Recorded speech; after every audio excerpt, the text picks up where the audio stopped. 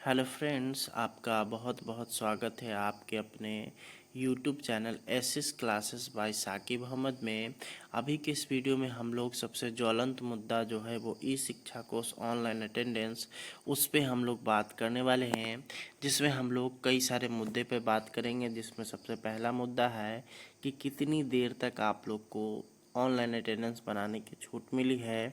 साथ ही साथ आप लोग अपना लिए हाफ टाइम कब ले सकते हैं, और साथ ही साथ क्या है शिक्षा विभाग का आदेश, और कब कट जाएगा शिक्षक का वेतन। ये सभी हम लोग इस वीडियो में डिस्कशन करने वाले हैं।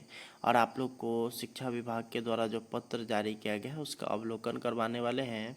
उससे पहले आप लोग अगर चैनल पर नए होंगे तो चैनल को ज़रूर सब्सक्राइब करिएगा, और ये वीडियो पसंद आए तो इस वीडियो को ज़्यादा से ज़्यादा लाइक करिएगा, ताकि अन्य लोगों के पास भी यह वीडियो पहुंचे, और शेयर करना ना भूलिएगा। तो चलिए हम लोग बढ़ते हैं आगे की तरफ, और आप लोग को डिटेल्स में सारा कुछ समझाते हैं कि कब आप लोग पूरा प्रोसेस कर सकते हैं।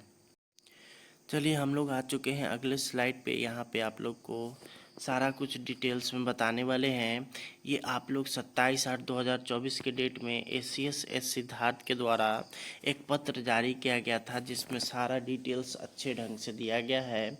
और इसमें अगर आप लोग देखिएगा तो राज्य के सरकारी विद्यालय में कार्यरत सभी प्रधानाध्यापक शिक्षक के तकनीक आधारित यानी ई शिक्षा कोर्स मोबाइल ऐप के माध्यम से प्रतिदिन उपस्थिति स्कूल एडमिन या सेल्फ अटेंडेंस से लेने की बात की जा रही है।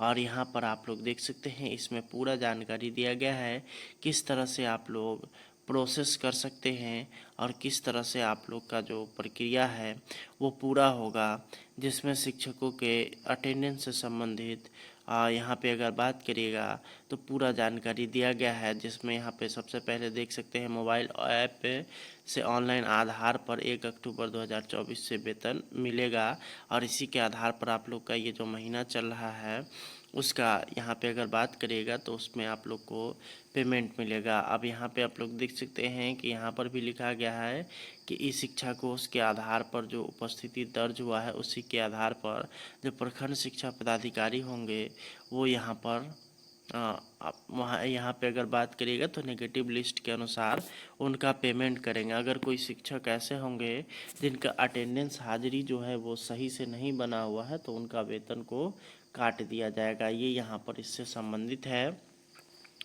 इसके अलावा अगर बात करिएगा कि इस शिक्षा कोर्स ऐप पर दर्ज उपस्थिति के आधार पर यदि कोई शिक्षक अनाधिकृत रूप से अनुपस्थित पाया जाता है तो उस तिथि की अनुपस्थिति को आकस्मिक एवं अन्य अनुमान्य अवकाश से सामंजित किया जाएगा। आकस्मिक एवं अन्य अनुमान्य अवकाश की अनुपलब्धता की स्थिति में शिक्षक को लीव विदाउट पे यानी कि LWP घोषित किया जाएगा, और उस दिन का वेतन काट लिया जाएगा। उसके बाद अगला जो है सर्वर डाउन नेटवर्क की समस्या या कोई अन्य तकनीकी समस्या के कारण यदि प्रधानाध्यापक शिक्षक अपनी उपस्थिति दर्ज नहीं कर पा रहे हैं तो ऐसी स्थिति में शिक्षक द्वारा भौतिक रूप से उपस्थिति पंजी में दर्ज उपस्थिति के आधार पर वेतन का भुगतान किया जाएगा। यानी कि आप लोग का जो रजिस्टर्ड है वो भी जो है मान्य है। और आप लोग अगर किसी दिन बिना सूचना के नहीं आते हैं विद्यालय तो आपका अगर CL बचा हुआ है तो उसको CL में समांजित कर देना है, प्रधानाध्यापक को आदेश है। और साथ ही साथ अगर बात करिएगा कि आपके पास CL नहीं बचा हुआ है तो EL से होगा, EL भी नहीं बचा हुआ है तब फिर जो है आपको लीव विदाउट पे पर जो है आपका वेतन उस दिन का कटेगा, ये यहाँ पर बताया जा रहा है। और साथ ही साथ आपका अटेंडेंस जो है हाजिरी रजिस्टर में भी बनाना है, ताकि अगर किसी तरह का कोई सर्वर वगैरह डाउन रहता है तब उस स्थिति में आपका जो है वही अटेंडेंस रजिस्टर काम आएगा, और अटेंडेंस रजिस्टर के आधार पर आप लोग का पेमेंट बनेगा। ये यहाँ पर इसमें बताया जा रहा है। इसके बाद आगे की तरफ हम लोग चलते हैं, आप लोग को और डिटेल्स में बताते हैं। अब छठा नंबर चीज़ हम लोग देख रहे हैं वो है कि राज्य के सरकारी विद्यालय में कार्यरत सभी प्रधानाध्यापक एवं शिक्षक को मोबाइल ऐप के माध्यम से पे उपस्थिति दर्ज करने की पाबंदी के संबंध में सामान्य प्रशासन विभाग के पत्रांक 3 यहाँ पे अगर आप लोग देख सकते हैं दिनांक 12/9/2022 उसको उस पत्र को हम लोग को देखना होगा और वहाँ पे आप लोग को सारा डिटेल्स उससे पता चलेगा। तो चलिए हम लोग उस पत्र की तरफ चलते हैं और आप लोग को डिटेल्स में सारा कुछ दिखाते हैं। ये जो आप देख रहे हैं ये वही पत्र है जिस सामान्य प्रशासन विभाग का डॉक्टर बी राजेंद्रन के द्वारा जारी किया गया है और यहाँ पे दिनांक 12/9/2024 पत्रांक देख सकते हैं। सभी विभाग अध्यक्ष, पुलिस महानिदेशक, सभी प्रमंडलीय आयुक्त, सभी जिला पदाधिकारी, सभी के लिए यह जो है पत्र जारी किया गया है और इसी का फॉलो आप लोग के लिए भी किया जा रहा है, जिसमें आप लोग देख सकते हैं कई सारे चीज़ें जो है इसमें बताई गई है। यहाँ पे आप लोग देख सकते हैं उपर्युक्त विषय के संबंध में कहना है कि सामान्य प्रशासन विभाग के पत्र संख्या 15,498 दिनांक 1/9/2022 द्वारा बिहार सरकार के विभागों, निदेशालयों, क्षेत्रीय कार्यालयों में कार्यरत पदाधिकारी एवं कर्मचारियों को 5 दिवसीय या 6 दिवसीय कार्य सप्ताह प्रणाली के तहत निर्धारित समय पर बायोमेट्रिक अटेंडेंस के माध्यम से अपनी उपस्थिति दर्ज किया जाना सुनिश्चित करने का निर्देश परिचारित किया गया है। अब दूसरा नंबर यहाँ पे हम लोग देखेंगे।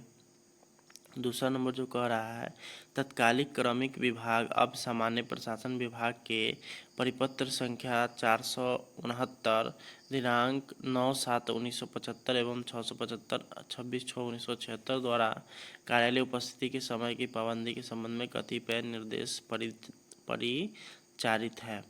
यहाँ पे आप लोग देख सकते हैं वर्णित तथ्यों के आलोक में निर्देश दिया जाता है कि विशेष परिस्थिति में सक्षम प्राधिकार यानी कि बिहार कार्यपालिका नियमावली की चतुर्थ अनुसूची में आकस्मिक अवकाश की स्वीकृति होती हुई निर्धारित प्राधिकार के पूर्व अनुमति प्राप्त करने वाले पदाधिकारी कर्मचारी को 1 महीने में अधिकतम 2 दिन विलम्ब की उपस्थित होने की छूट दी जाएगी। यानी कि अगर आप महीने में 2 दिन अगर विलम्ब से आपका हाजिरी बनता है तो भी आपका वेतन नहीं कटेगा। ये यहाँ पे इसमें आदेश दिया गया है। आगे की तरफ हम लोग चलेंगे। आगे की तरफ जब हम लोग चलेंगे तो आपको यहाँ पे देखने को मिलेगा दूसरा नंबर चीज़ वो है कि यदि कोई पदाधिकारी या कर्मचारी बिना अनुमति के विभागीय कार्यालय में उपस्थिति दर्ज नहीं करता है तो ऐसी स्थिति में उनका जो है एक CL यहाँ पे ऑटोमेटिक उसमें ग्रांट कर दिया जाएगा और उनका जो है अगर CL उनके पास नहीं है तो EL से उसको ग्रांट किया जाएगा। लेकिन जो है अगर मान लेते हैं कि उसमें किसी तरह का और उनके पास छुट्टी नहीं है तो उनको नो वर्क नो पे। और यहाँ पे अगर देखिएगा कि 1 घंटा के बाद उपस्थिति दर्ज करता है तो उसकी आकस्मिक छुट्टी की लेखा में आधे दिन की छुट्टी विकसित की जाएगी। यानी कि अगर कोई 1 घंटे लेट से भी जाता है तो उनको हाफ डे का जो है वहाँ पे लिखना होगा। किसी पदाधिकारी कर्मचारी द्वारा यदि विलम्ब से उपस्थिति बार बार दर्ज किया जाता है तो ऐसी स्थिति में सक्षम प्राधिकार द्वारा उनके विरुद्ध अनुशासनिक कार्रवाई प्रारंभ की जाएगी। सरकार या सक्षम प्राधिकार के निर्देश पर कार्यालय अवधि प्रारंभ होने के पूर्व से माननीय उच्च न्यायालय किसी